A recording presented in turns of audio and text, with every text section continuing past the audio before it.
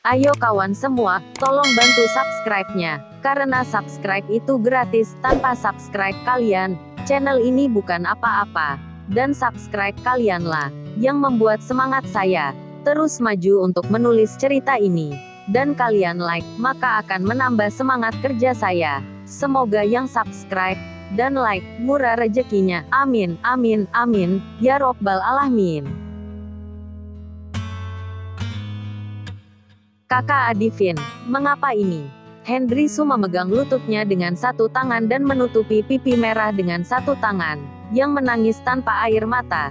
Tidak ada satu orang pun di sekitar berani melangkah maju untuk menghentikan itu. Nenek keluarga Su merasa sangat sakit hati melihat cucunya yang dipukuli seperti ini. Dengan sibuknya dia memanggil orang muda keluarga Su. Orang-orang muda yang pura-pura berani ini dengan gemetar berjalan ke depan Adivin Sun. Mengandalkan jumlah orang yang banyak ini, mereka mengeluarkan keberaniannya dan berteriak, "Cepat, cepat hentikan itu. Sialan, berani memanggil orang." Adivin Sun yang sedang marah ini mengangkat tinggi batang besi di tangannya dan berkata dengan keras, "Siapapun yang berani menolong dan menghentikan ini, aku akan menggunakan batang besi ini pukul hingga putus tangannya. Jika masih berani datang lagi, maka aku akan pukul lagi tangan satunya lagi." Begitu kata-kata ini diucapkan, semua orang yang hadir pun tercengang, dan rasa takut terhadap Adivin Sun itu bertambah lagi. "Kalian kemari, pukul itu, aku akan bertanggung jawab jika terjadi sesuatu." Setelah Adivin Sun selesai berbicara, anak buah di belakangnya bergegas maju untuk mengepung Hendry Su dan memberi pukulan dan tendangan kepadanya. Semua orang di sekitarnya menjadi takut karena Adivin Sun, dan tidak ada yang berani maju. Tangan nenek keluarga Su bergetar karena marah, dan dia melirik orang-orang keluarga Su, dan tidak ada yang berani menatapnya. "Kalian memang bajingan, menyaksikan saudaramu dipukul oleh orang lain pun tidak menolongnya." "Nenek, bukan kita tidak ingin menolongnya. Baru saja Anda mendengar Adivin Sun mengatakan bahwa jika kita pergi untuk menghentikannya, kita akan membuat tangan dan kaki Hendry Su menjadi patah. Lebih baik merasakan kesakitan di kulit dan daging daripada cacat."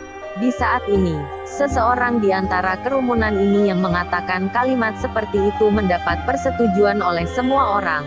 "Lia, nenek, tubuh Hendry Su sangat kuat sejak kecil. Dia pasti bisa melewati ini." "Oh Hendry Su, cucuku yang kasihan ini." Mendengar Hendry Su berteriak untuk meminta bantuan, nenek keluarga Su sangat tergesa-gesa. Tetapi dia juga tidak berani membantunya, karena takut akan membuat Adivin Sun tambah kesal, dan menyuruh anak buahnya untuk mematahkan tangan dan kakinya. Adivin Sun berjalan ke depan Hendry Su dan membungkuk sedikit, berkagum dan berkata, "Tuan Muda Chen, apakah Anda puas dengan ini? Apakah mereka buta?" Adivin Sun bahkan bisa menghormati Yogi Chen. Kekaguman semacam itu seperti seekor anjing melihat pemiliknya. Bagaimana ini mungkin? Kapan orang yang tidak berguna ini menjadi begitu mampu?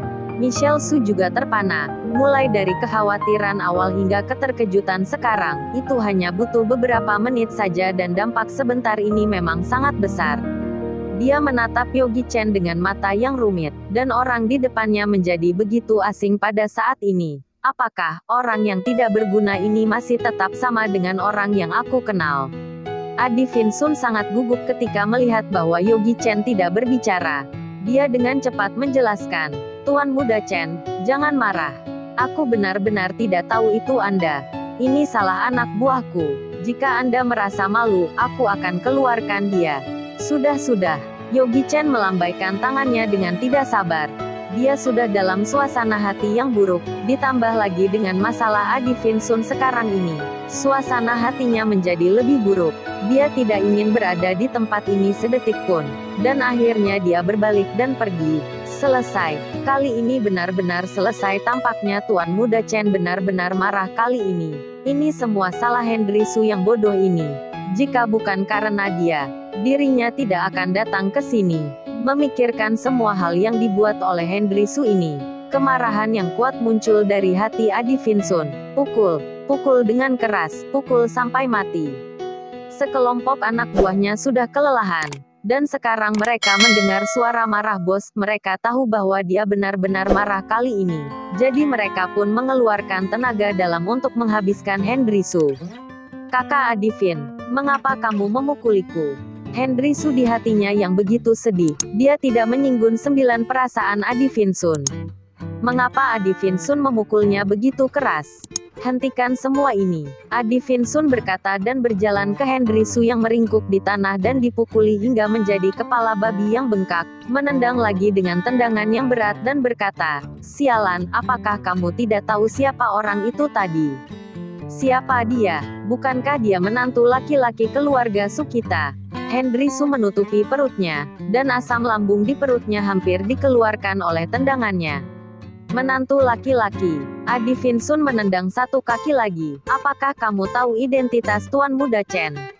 Sebagai orang yang tidak berguna, identitas apa yang dia miliki? Ada keraguan di dalam hati setiap orang. Adivin Sun mencibir, di saat ingin memberitahu identitas asli Yogi Chen. Tetapi kemudian dia ingat ayah angkat mengatakan pada dirinya bahwa Yogi Chen telah meninggalkan keluarga Chen. Jadi apa identitas Yogi Chen sekarang? Dia tidak tahu. Adivin Sun menyesap Henry Su dan berkata, "Pokoknya kamu ingat dengan peringatanku ini. Jika kamu berani mencari masalah dengan Tuan Muda Chen, aku akan membunuhmu. Ayo kita pergi." Adivin Sun dengan melambaikan tangannya dan membawa sekelompok anak buahnya untuk meninggalkan keluarga Su. "Henry Su, kamu baik-baik saja?" Melihat Adivin Sun dan anak buahnya pergi, semua orang baru berani berkeliling untuk memeriksa cedera Henry Su. Pada saat ini, wajah Henry Su telah menjadi bengkak seperti kepala babi, dan dia tidak lagi memiliki penampilan yang gagah. Hari ini, nenek keluarga Su menghadapi perjamuan yang merepotkan ini yang telah menghancurkan setengah bagiannya. Untungnya, setelah menerima begitu banyak hormat, itu tidak begitu merugikan. Hanya muka ini saja yang tidak bisa dipertahankan. "Sudah, tolong panggil dokter dan periksa cedera Henry Su secepatnya," perintah oleh nenek keluarga Su untuk bawahannya. Kedua pria itu membantu Henry Su untuk berdiri, dan nenek keluarga Su berkata kepada semua orang, "Kalian semua, cucu aku telah membuat malu di hadapan kalian hari ini. Atau duduklah dengan cepat dan lanjutkan membuat pesta perjamuan." Pada saat ini, pintu gerbang villa tiba-tiba terbuka, dan mobil versi diperpanjang Rolls-Royce masuk, dan di belakang Rolls-Royce ini, diikuti oleh 4 mobil Bentley. Kemudian dia mendengar pemimpin upacara berteriak, "Pemilik Hotel Dinasti, Martin Zhou, datang untuk memberi selamat." Setelah itu, mobil versi diperpanjang dari pintu kursi di sebelah pengemudi Rolls-Royce dibuka, dan seorang pria parubaya yang mengenakan kostum dinasti Tang dan memegang kenari itu keluar dari mobil. Pria ini adalah Martin Zhou. Nenek keluarga Su memang memiliki pangkat yang tinggi. Bahkan Presdir Zhou, pemilik Hotel Dinasti pun diundang untuk ke sini. "Ya, aku tidak menyangka keluarga Su memiliki hubungan pribadi dengan Presdir Zhou. Aku sungguh tidak menyangka itu." Para tamu berbisik dan membicarakan tentang dia. Ini adalah Martin Zhou, bos besar dari kota Sichuan. Dengan kekayaan yang mencapai miliaran RMB, dan tidak ada yang pernah mendengar bahwa dia bisa datang ke pesta ulang tahun siapapun. Tetapi hari ini, dia muncul pada hari ulang tahun nenek keluarga Su. Ini benar-benar luar biasa. "Presdir Zhou, kenapa kamu ada di sini?" Nenek keluarga Su juga terpana. Apa yang terjadi? Nenek keluarga Su tidak mengundangnya. Tentu saja, itu bukan berarti dia tidak ingin mengundangnya. Tetapi dia sadar bahwa dia tidak memiliki hak untuk mengundangnya. Yang tidak bisa dipercaya adalah dia bisa datang ke sini tanpa diundang.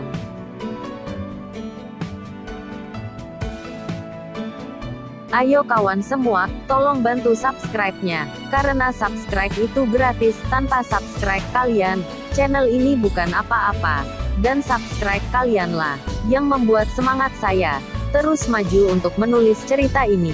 Dan kalian like, maka akan menambah semangat kerja saya. Semoga yang subscribe dan like, murah rezekinya. Amin, amin, amin, ya robbal alamin.